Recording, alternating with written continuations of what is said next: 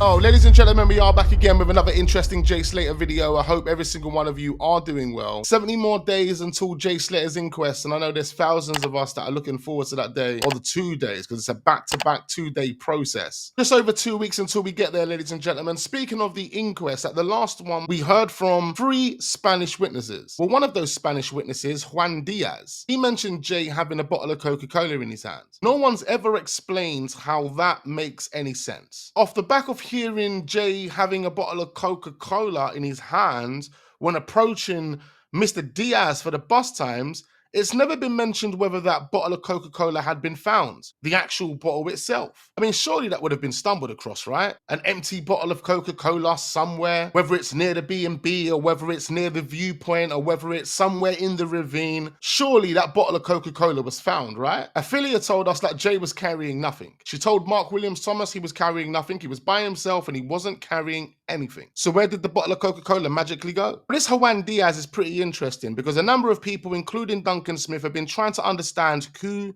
Juan Diaz is. Who is this guy? After doing some digging and going back into the archives, ladies and gentlemen, I stumbled across this video. This right here on the screen, ladies and gentlemen, is a video of DTR. This is where DTR is speaking to a specific person. The person went by the name of Pedro. Remember this face, ladies and gentlemen? Here we have Pedro. Surname Diaz. Now, I know Diaz is a common name. Why do I get the feeling that this Juan Diaz, who randomly come out of nowhere talking about Jay with a bottle of Coca Cola, why do I feel like he is linked to this guy, Pedro Diaz? Very big's coming up tomorrow as well. So I'm going to show you around in a second, guys, but basically I've been told that police are going to be coming down here. The gentleman here has some connections with the police. Gentleman here has some connections. So Pedro has connections with the police, okay. With the police. He's helping me tomorrow, so I should be joining the actual team that going out with sniffer dogs around 9 AM, guys. This guy's really helped me out. We've been using loads of different translation things. He's been telling me about... This is clearly prior to DTR going out on his first real search. If that's the case, ladies and gentlemen, and this is prior to DTR going out on his first real search and he's already connected to Pedro Diaz, could it make sense at this point that Pedro Diaz could be the Juan Diaz that was at the Airbnb with the what? The wheelbarrow. Ayub described the guy as someone that had a big belly and his t-shirt was halfway up his belly. I mean, look at the size of Pedro Diaz. Now, what's also weird, ladies and gentlemen, is that DTR was staying at Pedro Diaz's apartment. If Pedro Diaz is the guy with the wheelbarrow, ladies and gentlemen, then at this point when he's in conversation with DTR, he's playing him. Now, alongside that, ladies and gentlemen, what's also weird is on the night of when Jay's body was more or less found, the night of the England game, the night where DTR was filming all of the animals that were making a lot of noise that morning. It was like 2 AM in the morning or 2:30 in the morning. He was ushered out of the house by Pedro. About all the search activity, some little bits that I didn't really know as well. He's telling me to go check out a huge water tunnel up here, but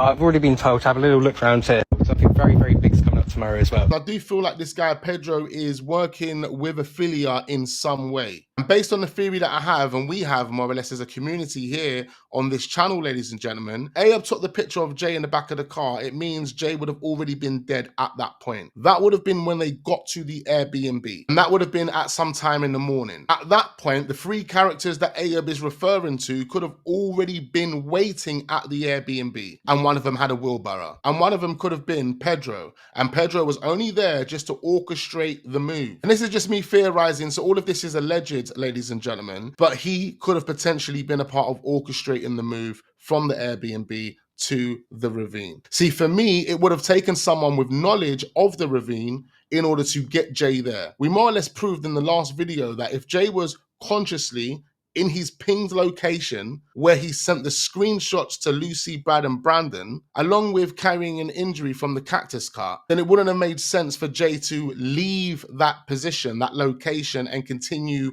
walking, especially if he had spoken to his friends. Because at that point, you would have had faith in your friends coming to that location to get you, because they've got your location. So why do you need to move? You don't need to move. You don't need to keep walking for another 2.5 hours to just fall off a cliff. It makes no sense. So on the basis of that being a lie, and them guys fabricating the screenshots to make it look like Jay was on that path, because that's the path that was initially taken that morning to go and dump Jay's body, allegedly, then it could actually boil back to someone like Pedro Diaz being involved in orchestrating the transportation of Jay's body to the mountains. And then from there, making it look like you're helping out, like with this situation with DTR, just so you can control what's going on. You can be involved in controlling what's going on. And that's the whole reason why Pedro could have been providing fake support to the likes of DTR. And for DTR, it was extremely accommodating. I got to stay in this property. I was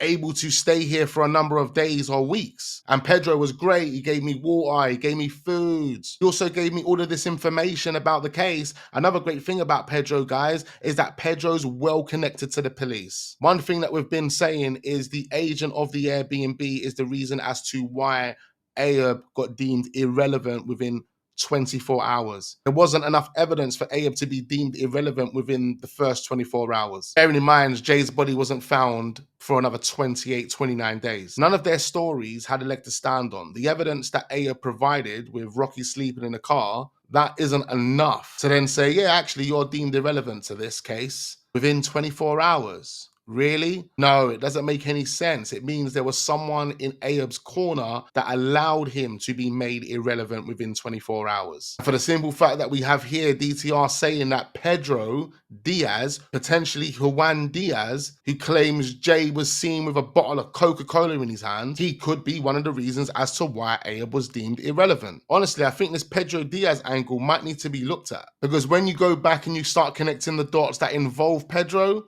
they don't add up. There's a lot of suspicion around those dots. He also fits the description of the person that Ayub claimed was at the Airbnb with the wheelbarrow, or one of the guys with the wheelbarrow. The only official witness we had was Ophelia. It was literally just Ophelia for months. There was no other two people that had been mentioned. Not by the media, not by Mark Williams Thomas, not by nobody. The only person that introduced two new characters was Ayub. He was the only person that introduced two new characters. See, if we look at the timeline of when he introduced those two new characters, they were introduced after the likes of me and Duncan Smith had applied a lot of pressure onto that Airbnb. We applied a lot of pressure onto the likes of Ophelia. The agent of the Airbnb, Roman, also got a lot of pressure. See, the pressure that was being applied led to, in my opinion, people like Ophelia not wanting to fully go ahead with what's been said. I think that pressure for Ophelia actually started when the family started knocking on the door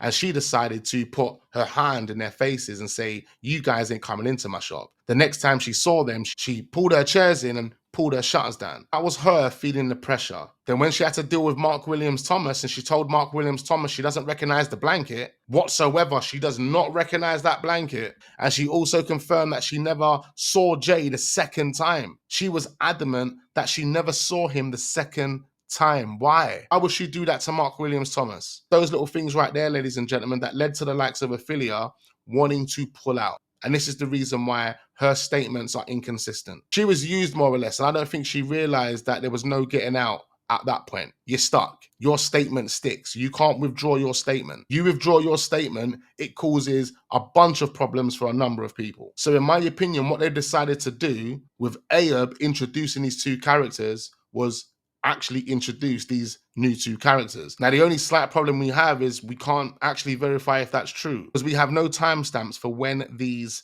statements were originally written. But what we do know is they were introduced at the last inquest. Extremely weird how these two new characters got brought into the play. Mark doesn't know about the media doesn't know about but here we have a person called Pedro Diaz with the same surname as one of the people who made a statement claiming that Jay had a bottle of Coca Cola in his hands. But he was also involved in helping the search, more or less, because he accommodated DTR and gave him somewhere to stay, but then kicked him out just before they found Jay's body. Literally, we're talking about hours. Hours before Jay's body was discovered, DTR was kicked to the curb. Pedro Diaz, could he be Juan Diaz? I need you guys to comment down below and let me know exactly what you guys are thinking. Make sure you hit the like button. Do subscribe to the channel if we're newly watching. Got plenty more videos uploading, so don't go anywhere. I look forward to seeing you guys on the next one.